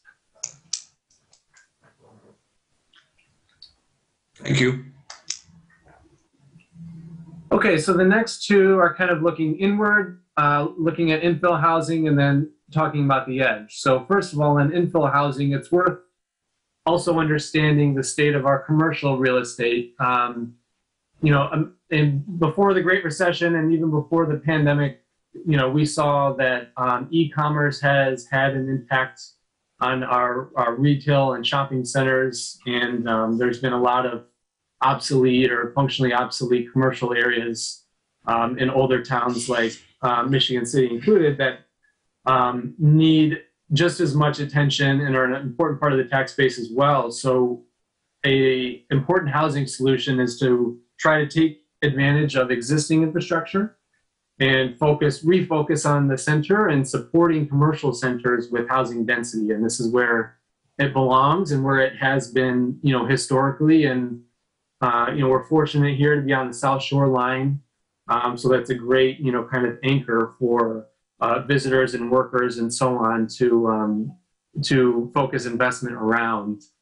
And this can not only help with population growth and provide, rooftops, so to speak, for retailers, but easier access to labor for the businesses in a commercial area. And then also, by the way, help with those transportation costs that we saw in counties like LaPorte, where a lot of people are driving very far for work, school, or daily errands. An example of this trend we've seen in many of the malls that are redeveloped or even new malls that are built are very much mixed use, and they've built in housing to new shopping centers, and you don't really see purpose-built shopping malls like we used to anymore, and that many of them have all sorts of housing options. This example, for instance, is in suburban Cleveland, Crocker Park in Westlake, Ohio, baking in a market to serve for the restaurants and the shopping, but there's also office, American Greetings has their kind of Class A corporate headquarters at one end. So they're a new sort of an anchor to provide shoppers and customers for restaurants, but grocery stores and so on are sort of a new anchor. Hotels are integrated. And so not only in historic downtowns that have, done this frankly for centuries, but in new suburban commercial centers, we're seeing this, that it's easier to defray the costs of parking, for instance, with different peak use times for all of these users, and it just provides for more vibrant commercial centers. And some of the new housing products, like townhomes here in this bottom right picture, are lining the big box. So there's a Dick's Sporting Goods, but instead of a big blank wall, there are townhomes, and the same with a parking structure. The structured parking here on the right is lined with townhomes to make for a pleasant experience on the street. On the flip side, where can we find room for growth on the edge? We heard a little bit about sometimes a hard relationship, and this is common, where farmland or wooded lands around the edge of a town are experiencing growth pressures, but it's hard to provide efficient public services and infrastructure. Sometimes there's a mismatch between where there's capacity for clean drinking water or sewage treatment and where the demand is occurring.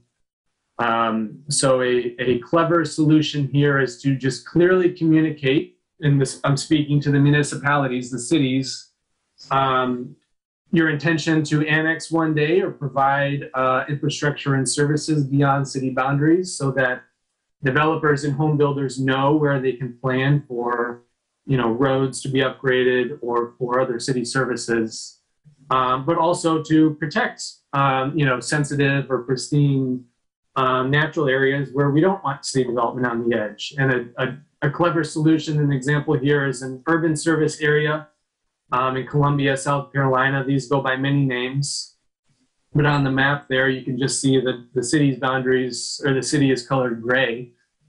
And the areas in green are the urban service area, which defines areas outside the city proper that the city can reasonably provide their services. And some of those, including water and sewer, may already be available, but those users are subject to higher out-of-city rates.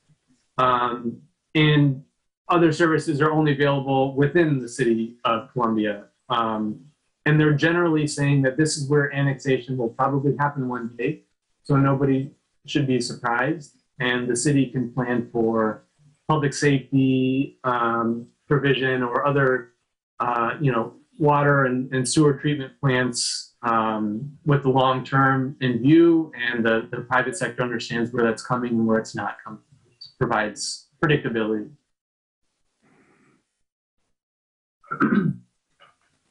Also thinking about rural development and how that can look and be efficient. This is a nice example, but there are many across the United States. In Serenbe, Georgia, this was a rural area outside of Atlanta. And the landowner, Steve Nygren, the development pressures were coming and land values were going up. And, eventually the development pattern of suburban Atlanta was coming to his land. But it was beautiful. It was in the hill country and mostly forested, but just 30 minutes from the airport. And he worked with the township to develop in a way that largely preserved that natural beauty. And there's about 1,200 acres here, but much of the connection is through trails, through the forest.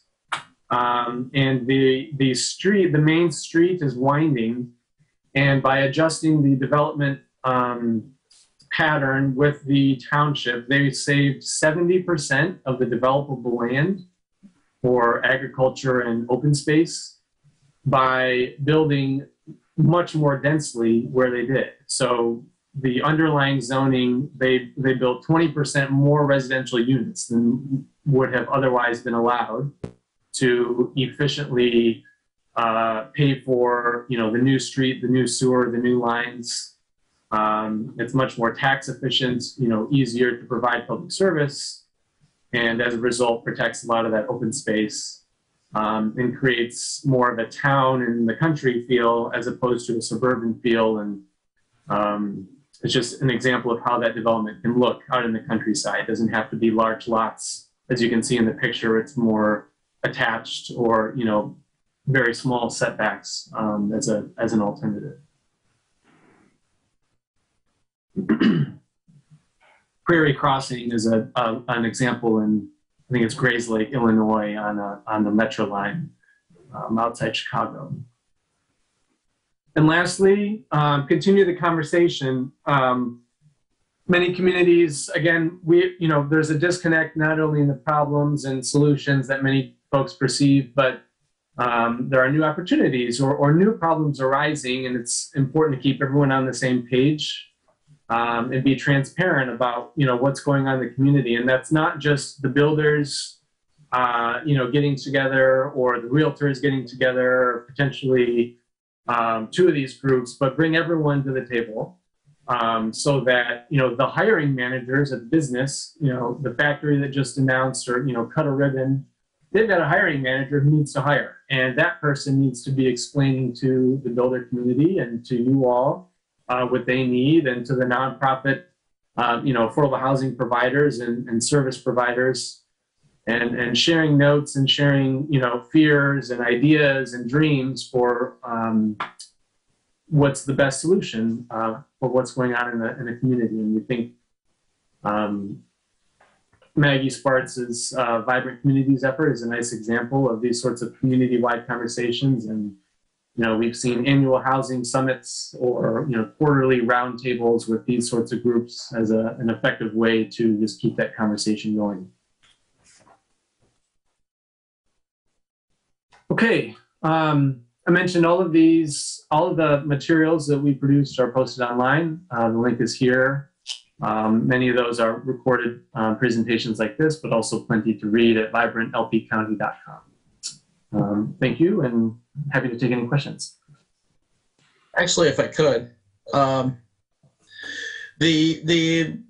trying to make a couple of connections between a few of the things you said. Now, I know you did a population projection here, and I think we looked like about a 3% decline over the next 20 years. And I wanted to get from that to the units necessary. Now, I assume the units you're identifying as necessary are for LaPorte County proper to kind of match that? So this projection is an algorithm from the Indiana Business Research Center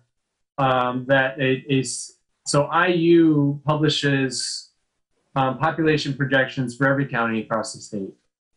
And this is not a crystal ball, to be sure, but this is what they have posted. And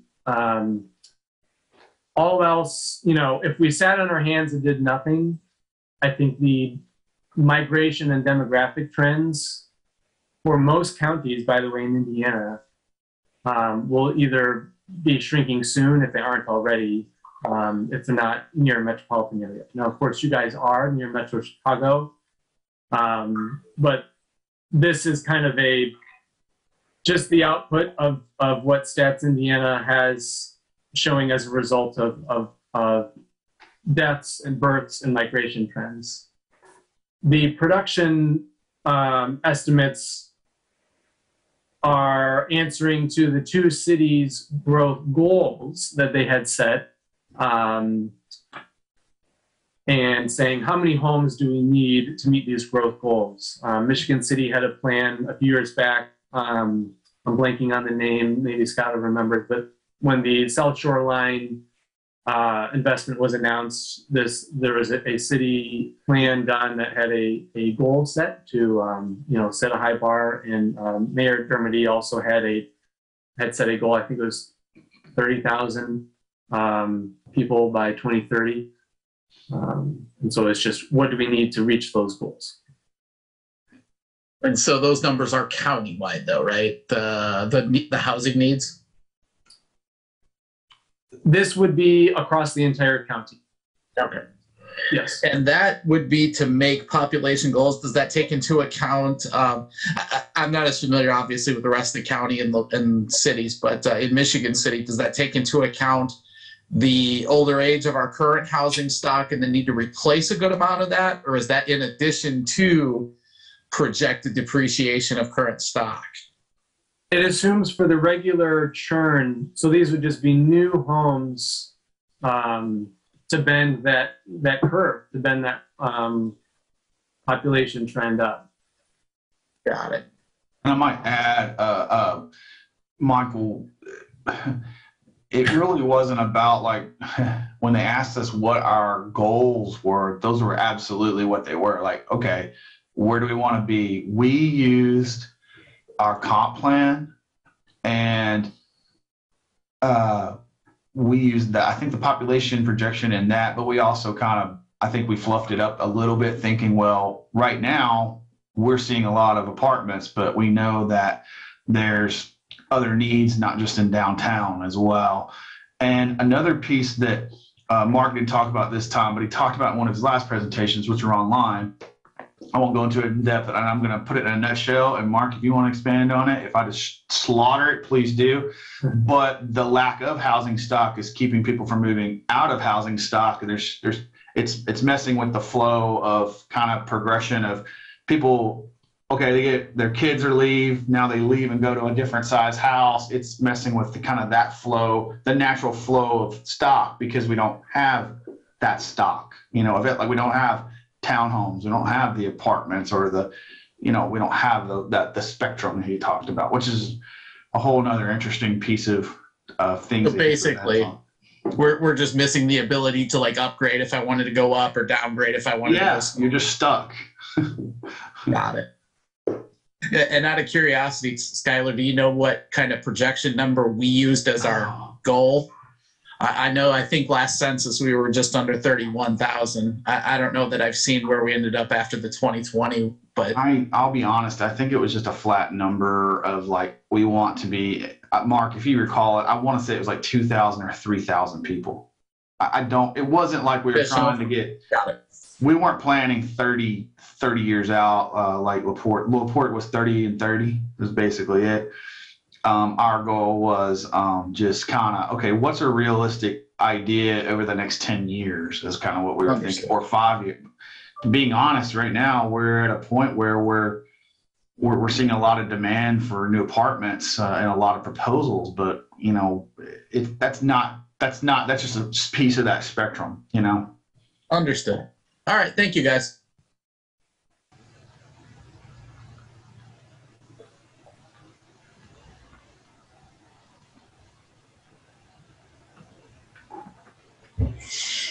Any other questions for Mark? I feel it's been a long time coming. I've been very excited to get him here. I feel like there was lots of questions and now there's no questions.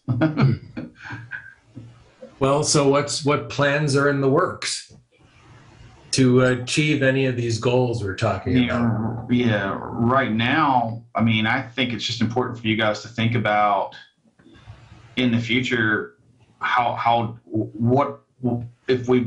an example is like the rezoning of the house of what we did tonight, the subdivision we did tonight. We took it from rezoning at M1, which made sense, all the way to single family housing. So it's like, decisions like that to encourage housing where appropriate housing in appropriate areas, if you will.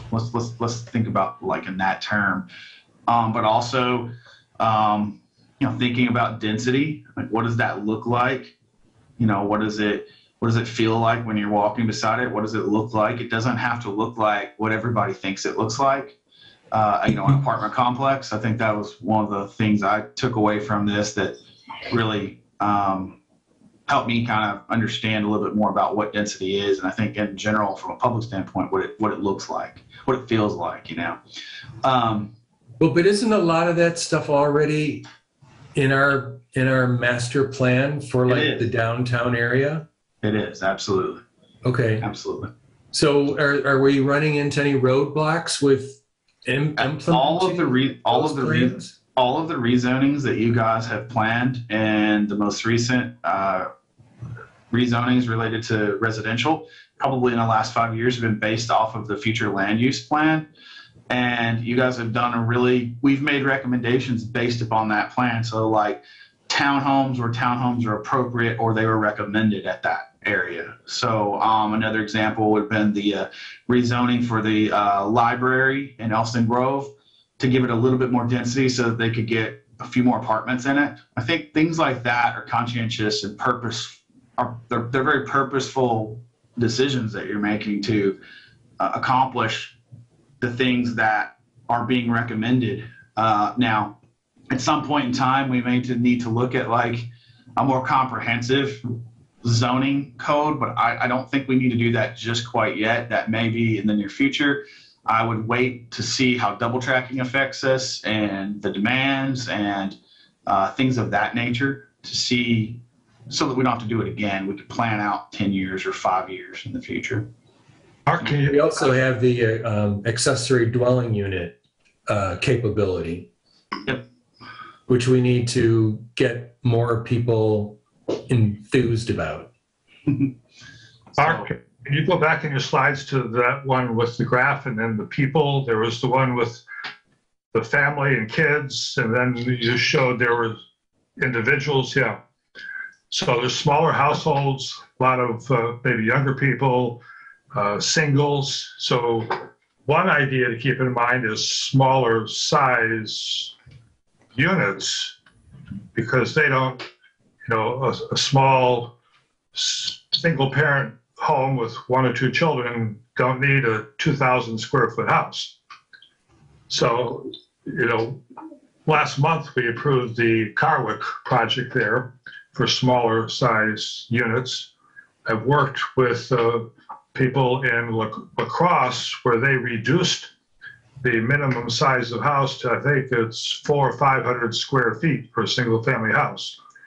So there may be opportunities and appropriate, like Skylar said, appropriate housing in appropriate locations where we could get smaller size units to accommodate some of the smaller households, the lower income, and that would facilitate them moving there and just kind of start freeing up some of the housing projects there and maybe increase density and some open space and things. So Skylar, do you know what the minimum square footage is of any zoning district in the city? Our minimum is, I'm sorry, I'm putting myself back on hold. Our minimum is 1,000 unless it's 2-story. At that point in time, you can drop that footprint down to 850. But 1,000 is typically it under the roof. It's 1,000. But one consideration would be trying to find appropriate places to reduce that size. I know there are houses in the city. Oh, absolutely. That are a lot less than that right now, whether it's grandfathered in or non-conforming or something. But if we can find appropriate parcels for development with even 500, possibly even 400 square foot housing, then that opens up a lot of opportunities for people to get under a roof and have some affordable things. Just some ideas to think about. Mm-hmm. Absolutely. You may have heard that, I'm sorry, Dan, I didn't mean to cut you off if I did. I'm so sorry. No, fine. I'm done. Oh, okay. I was just going to say, one of the things you saw was the affordability aspect of the presentation. The Redevelopment Commission, through one of its projects just recently, I believe maybe right prior to the first of the year, announced that it would be working with a developer for some workforce housing development at 8th and the Boulevard. That is still moving through the development process. I believe it's it's 2 phases. So I think the first phase is maybe 75 to 80 apartments.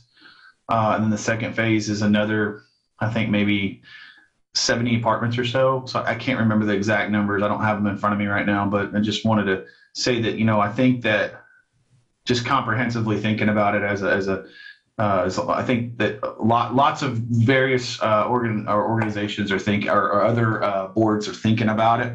And I think the more people like Mark said, to continue the conversation and to really think about how we're affecting a city and make sure that we're planning for, a city that's inclusive for everyone. So.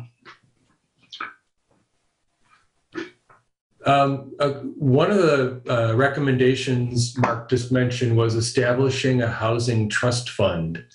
Do we have one? And how does that work? No. I really I would not be the person to ask that question to you, but I know a little about it, but I don't know how we would establish it. And I would assume it may be done not at a local, but at a county level. I don't know that for a fact. That was just one of the recommendations out of it, but it's to preserve affordable housing for future use. Mark, if you have a better answer. It's not a trust fund, but Homeward Bound is a nonprofit organization that petitioned this last month for the property in Carwood to provide affordable housing with rents at, I think, the $400 and $500 range. So that's a nonprofit, and there's probably others like that that are raising funds to privately subsidize, if you will. So there's options like that to consider too.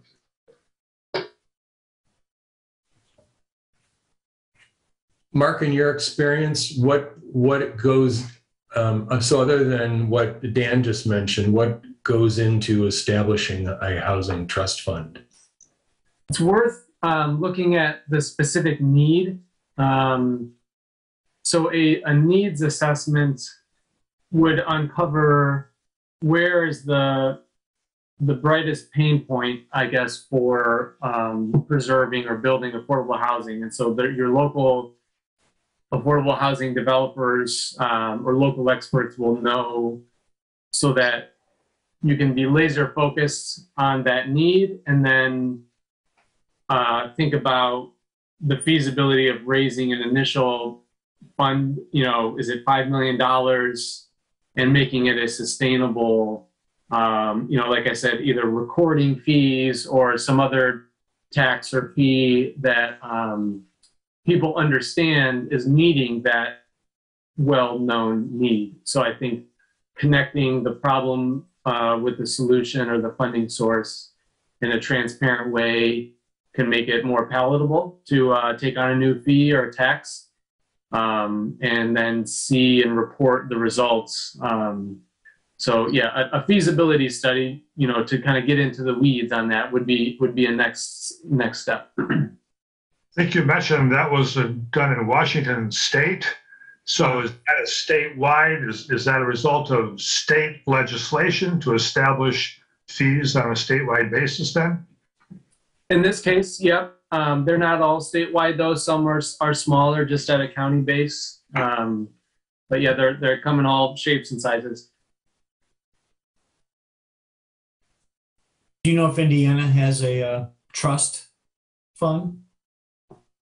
There has been some effort around this. I'm not familiar myself.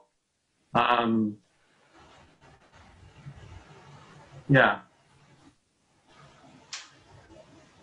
So basically, the trust fund is it is like a bank account, right? That's being built by a governmental body. A nonprofit could run it. Is that what you mean by fund? Yeah, so it just helps fill that gap between, so say it costs $200,000 to build an affordable house, but you wouldn't sell it for $200,000 to a low-income family. You'd sell it for $120,000, and so that $80,000 kind of development cost gap is what these can help fill. I see. To make the math work. Okay. But the fund is established by and operated by the governmental body, whether it's the county or state or whatever. I don't know if it has to be. Many of them are, but nonprofits can, I think, form a similar fund, to the same effect, to basically fill that development gap. So I'm not sure if it has to be. So Mark, I would imagine there are also restrictions if someone utilizes a trust fund to purchase a home under market value. Are you aware of what those restrictions are, or typically what they might be? Yeah, that's right. So depending on if it's, for instance, funding homes for sale, there might be restrictions on future sale value. If it's apartments, there could be different restrictions. And all sorts of details like that to be worked out that are beyond my expertise. But again, these have been formed all across the United States to solve slightly different problems, with different funding sources and take different forms. So I know there's a wide variety of housing trust funds.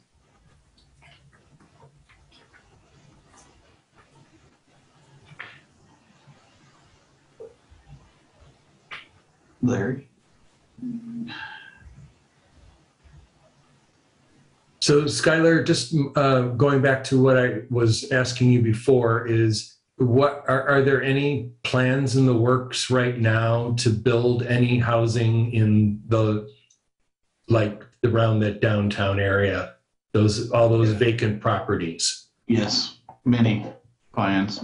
You will, like I said, the workforce housing project is one that we're working on. Just about every proposal right now has some type of housing component to it at this point in time. It is one of the things that Mark mentioned was that, like in that one development, that there was a corporate headquarters that anchored one end of this this town.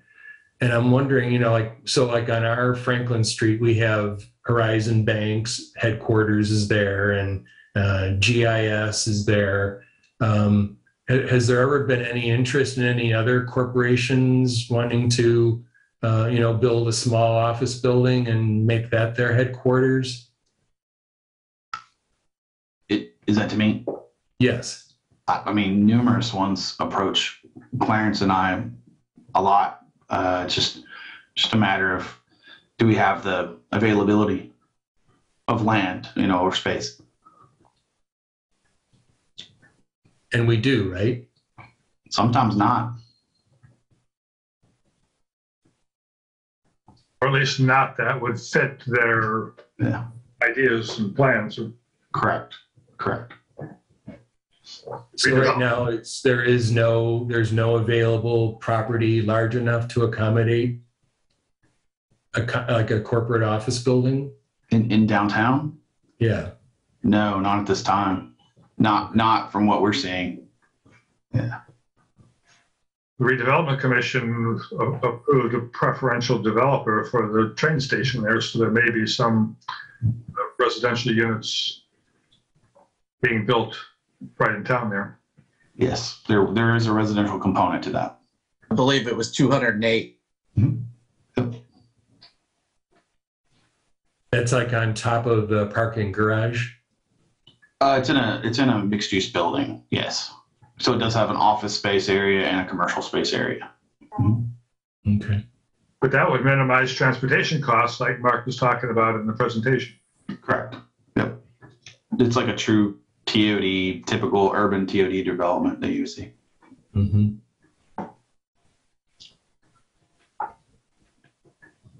State legislature passed a line item in the budget. I think it was $400 million to build a new correction facility in Westville, replace the current one there. If we can get them to continue building with the state prison and move the state prison out of town, then we'll have a lot of land for this kind of development. I second that. Yeah, that would be great.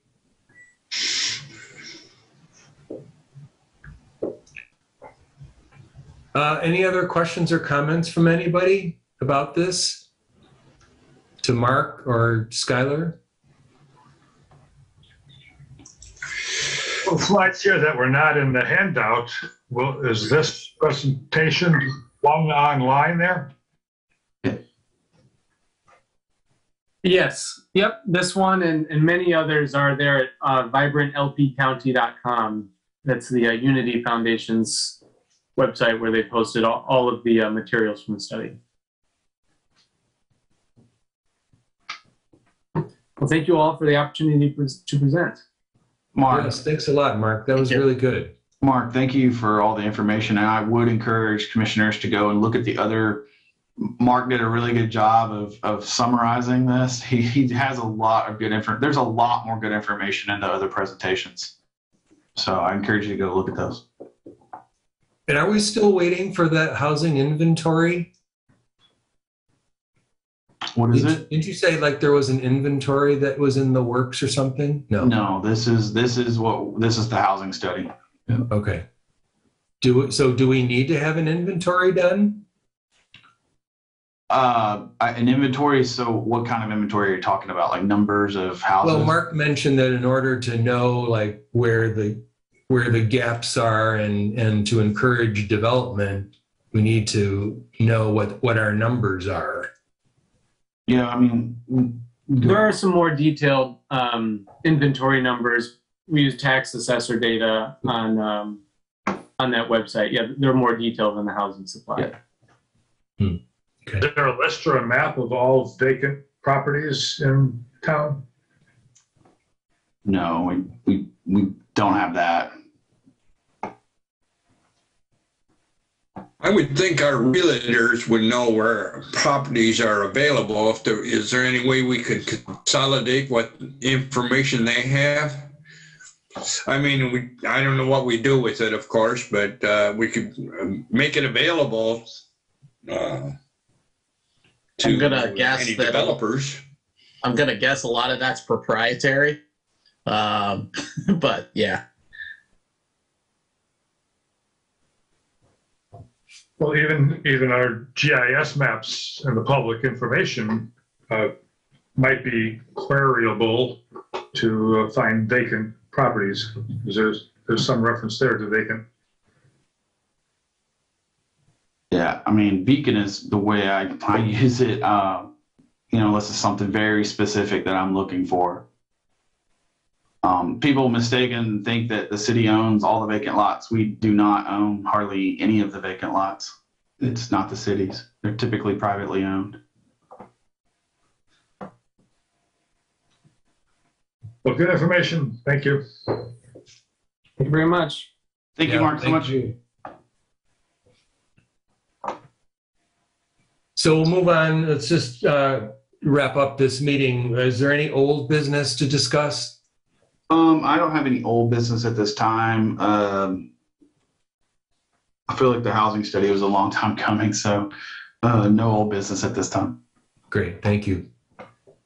Any public comment? Any commissioner comments?